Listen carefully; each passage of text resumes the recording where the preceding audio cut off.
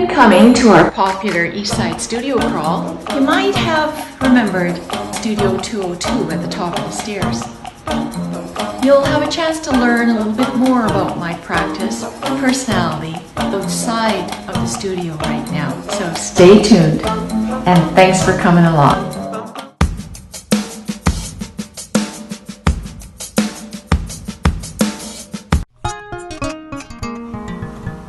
Hi there! I am so glad that you're here with me. You're live on site in my garage. My name is Louise Chong.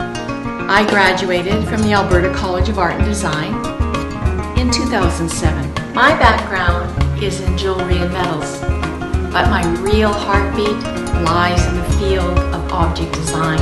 I was able to morph all my skills beyond the jeweler's bent to create and explore design in 2D and 3D. And even in this time, I found art in the coolest things, like drying my onions. Look at the red onion.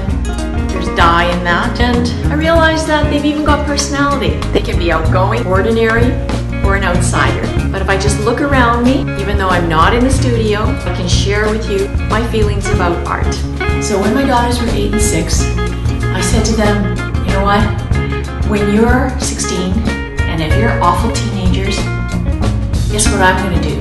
I'm going to the south of France, and your mama is gonna become an artist and paint like Cézanne. That was the moment. This is one of my most favorite pieces, and the title of it is They Came Back. And you'll see behind me sterling silver and Argentium birds housed in a frame that is a metaphor for home. So the idea that a bird can leave its nest and come back and be nurtured is like when a child has outgrown his or her bedroom.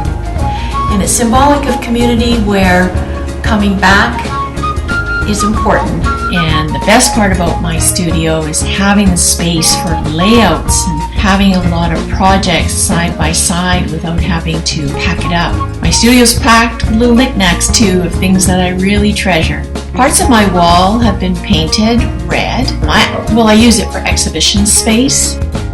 I work primarily in Argentium and collect a lot of stones and findings and objects from my travels. We've got space here for layouts where I work in wood, anodized aluminum, and oh, can you see on the windowsill there on the back, little sculptures there to the right, daughters did when they were little. Here's my studio bench, my maker's corner, hydraulic press in the back, polishing, my soldering station. I also do work in three-dimensional design for corporate clients. I love anodizing niobium. These are time slices from seismic information under the ground. I work in steel, wood, rock, and on the top of my bench are my iconic copper houses that eventually get transformed into these charming, intimate collectibles. They each come with a ladder so that you can get in and out of the houses. The title of this piece is Pascal's Pilgrimage, and it's a story about a miniature puppet that escapes his maker's studio on the back of a dragonfly.